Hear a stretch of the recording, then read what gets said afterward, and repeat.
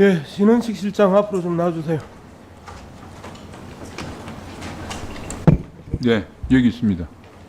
잘 안 보입니다. 저쪽으로 좀 나와주세요.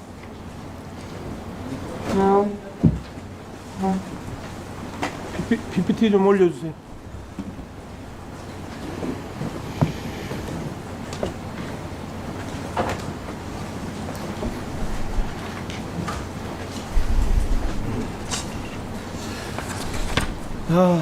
지금 육군 장성들의 명단 중 33%인 130명의 명단입니다. 최근에 육군 88명, 해군 20명, 공군 22명, 총 130명의 장성이 인물백과사전 나무위키에서 그 기록을 삭제해 달라고 해서 삭제되거나 삭제 대기 중에 있는 명단입니다. 지난 총선 직후부터 이 릴레이가 계속되고 있습니다. 특히 정보 삭제 최초의 시행자가 윤석열 정부의 핵심 군인사로 알려진 충암고 출신 여인영 국군 방첩사령관이고요. 그리고 두 번째가 그의 동기 신은봉 국군 인사사령관입니다. 혹시 국방부 장관 현재 재직 중에 있고 안보실장도 같이 하시는 거죠? 그렇습니다. 나무위키에 삭제하라고 지시한 적이 있으신가요? 아니, 저는 그런 지시한 적 없고 저 사실도 처음 알았습니다. 그렇죠. 네, 저희들이 긴장하고 걱정하는 부분이 바로 이런 부분입니다. 실질적으로 소위 세간에서 이야기되고 있는 충암파 이야기는 들어보셨나요? 뭐 그런 이야기를 국방에서 나왔는데 전혀 근거 없다고 생각합니다.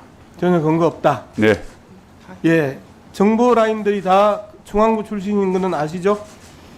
380명의 장성 중에서 4명인데요. 네. 그 4명이 많은 게 아닌데 네. 그건 억지로 몰아붙인 프레임이라고 생각합니다.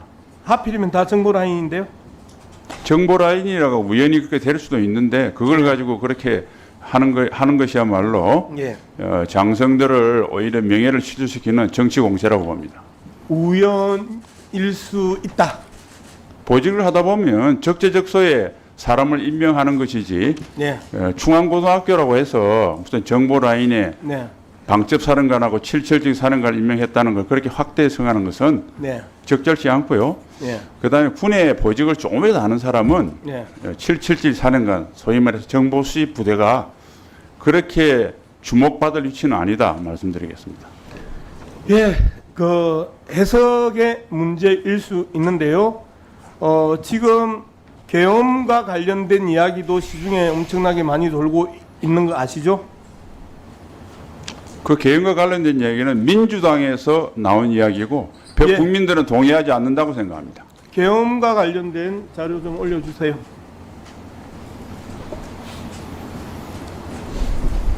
자, 이 계엄과 관련된 내용의 핵심은 뭐냐면요.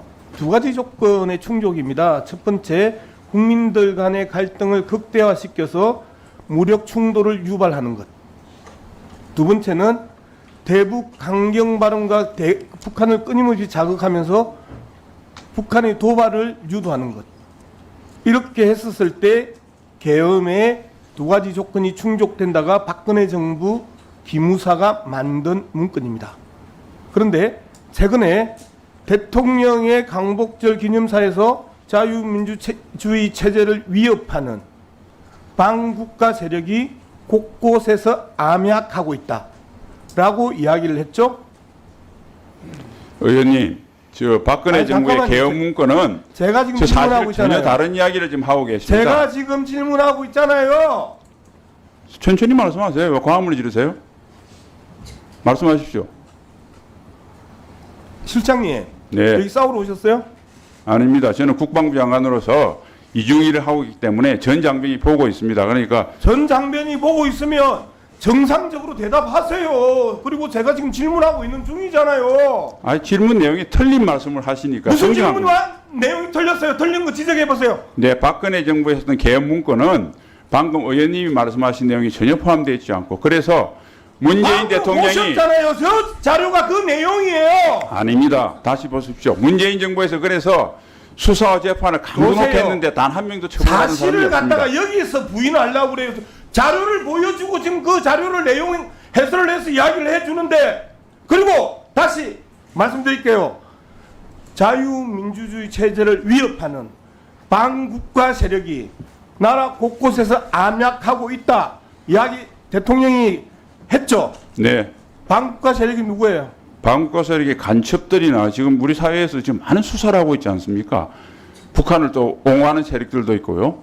그게 당연히 반국가 세력이 아니면 누가 반국가 세력입니까? 자, 그렇다 칩시다. 100번 양보해서. 네. 그 세력이 갑자기 생겼나요? 아니 옛날부터 있어 왔습니다. 그러면 총력 대응은 뭐예요? 그 세력에 대해서 지금 지난 정부에서 방첩 기능이 무능화되는 바람에 여러 가지 사건이 일어나니까 경각심을 가지고 북한 체제를 옹호하거나 뜬금없이 갑자기 경각심이 생겼어요. 그래서 그동안에 쓰지 않았던 국민 총태세, 총력전 이런 표현을 쓰나요? 표현을 얼마든지 쓸 수 있지 않습니까? 지금 우리 사회에 대통령이 말씀을 하시는 한마디 한마디가 경제와 안보 그리고 국제 정세에 결정적인 영향을 미치는데 표현이라고 지금 말씀하신 거예요?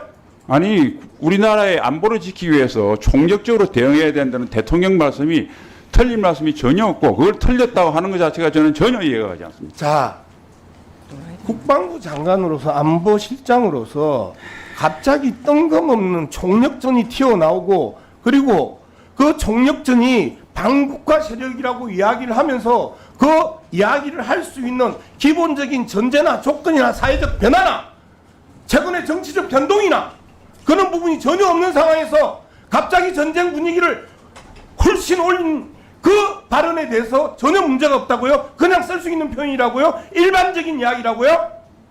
제가 봐서는 의원님께서 그에 대해 총력 대응을 해야 된다는 말씀을 전쟁으로 비유하고 우리 사회 여러 가지 안전 위해 요소에 대해서 오히려 그것을 소홀히 생각하는 게 더 큰 문제라고 생각합니다. 더 큰 문제가 아니고요. 대통령이 불과 일주일 전에 국민들이 먹고 살기 힘든데 무슨 2년 논쟁이냐 그 이야기 하셨어요.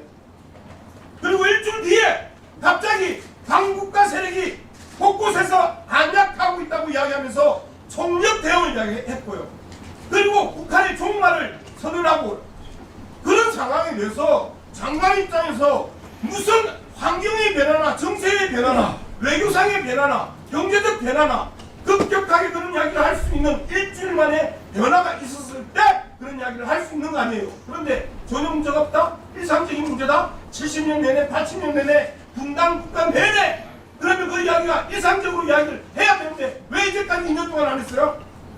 예, 그 이야기를 꾸준히 하셨고요. 네, 정리해 주시고요. 국가의 안전의 위해 요소에 대해서 우리가 관심을 가지고 하는 것은 이념 문제가 아니라 국가의 생존 문제다. 이렇게 이해해 주시면 감사하겠습니다. 국가의 생존 문제 평소에 좀 보면 양문석 의원님, 네, 정리해 주십시오. 네, 수고하셨습니다. 다음은 존경하는 윤건영 의원님.